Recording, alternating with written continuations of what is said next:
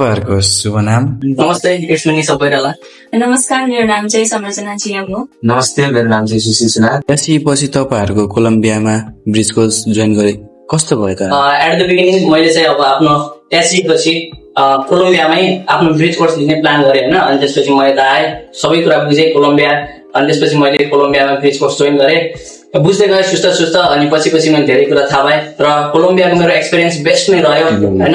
एकदम सही क्या, भोराइभरिमै धेरै ठाउँ घुमेँ, धेरै ठाउँ बुझेँ। But Colombia is the best. मैले यहाँ पढेँ, धेरै कुरा सिकेँ। मेरो एक्सपिरियन्स पनि भन्दाखेरि एकदमै राम्रो छ कि जस्तो यहाँ आएर हामीले धेरै कुराको अनुभव पनि गर्न पायो। जस्तै अब पढाइमा मात्र फोकस नगरेर अरू अन्य क्रियाकलापमा पनि फोकस गर्नुहुन्थ्यो सरहरूले चाहिँ। अब महिना मतलब हप्तामा सधैँ शुक्रबारहरूमा चाहिँ विभिन्न कलेजहरूको भ्रमण अवलोकन गराउनुहुन्थ्यो, जसले गर्दाखेरि चाहिँ हामीले अब भविष्यमा कुन कलेज पढ्ने त्यहाँ पनि हामीलाई सजिलो भयो। अनि पढाइ पनि सबै राम्रो थिए, अब एक्सपिरियन्स एकदमै राम्रो। अनि मेरो एक्सपिरियन्स भन्नुपर्दा चाहिँ कोलम्बिया चाहिँ मलाई कस्तो ठाउँ लाग्यो भन्दाखेरि चाहिँ सिक्ने र सिकाउने ठाउँ हो। जहाँ हामीले नयाँ आउँछौँ हामीले, अनि हुन्छ नि लाइक तपाईँहरूले कुनै कुरा जान्नु भएको छैन भने टिचरहरूले हेल्प गरेर सिकाउनुहुन्थ्यो। अनि पछि हामी भर्खर नयाँ आयो, टिचरहरूले पनि फ्रेन्डली इन्भाइरोमेन्ट क्रिएट गरिदिनु भयो।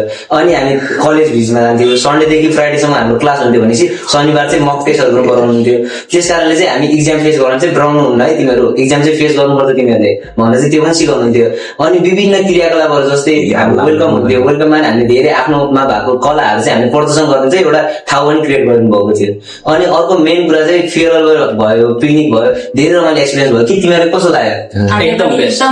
हामीले के बुझ्यौँ भन्दाखेरि चाहिँ east west Colombia is the best भन्ने कुरा चाहिँ हामीले बुझेको छौँ है त। अबको यो जुन के अरे एससीतिर बसिरहेको जति पनि छन् उहाँहरू यो 3 महिनामा चाहिँ जुन टाइम स्पेन्ड गरिराख्नु भएको छ, यतिकै टाइम गर्नुपर्छ।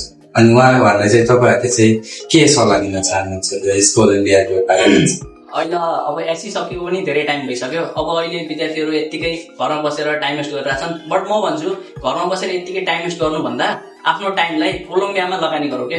एकदम बेस्ट ठाउँ सिक्ने हो। किन भनेपछि हामीले अब यत्तिकै घरमा बसेर टाइम वेस्ट गर्नुभन्दा हामीले कोलम्बियामा धेरै कुरा सिक्छौँ, धेरै एक्सपिरियन्सहरू पाउँछौँ, धेरै कुरा सिक्छौँ कि कोलम्बियाबाट होइन। अनि त्यसपछि यसले गर्दा हामीले अब जुन हाम्रो 11 क्लासको न्यू जर्नी हुनेछ होइन, त्यहाँ चाहिँ जुन इन्ट्रान्सको इक्जाम फेस गर्नुपर्ने छ, त्यहाँ पनि धेरै हेल्प हुनेछ। कोलम्बियाबाट सिकेको ज्ञानहरूले इन्ट्रान्समा मात्रै नभएर धेरै पछिसम्म पनि एकदम हेल्प गर्नेछ। त्यही भएर म भन्छु अब टाइम इन्भेस्ट गर्ने बेला आएको छ र टाइमलाई हामीले सही ठाउँमा सही टाइममा इन्भेस्ट गर्नुपर्छ र कोलम्बियामा नै इन्भेस्ट गरौँ। के भन्छ?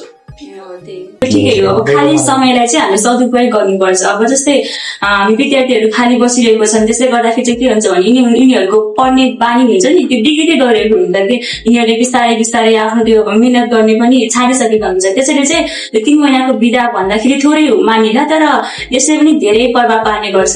त्यसैले चाहिँ हामीले आफ्नो समयलाई चाहिँ इन्भेस्ट गर्नुपर्छ। अनि कोलम्बिया आउँदा चाहिँ एकदमै राम्रो हुन्छ।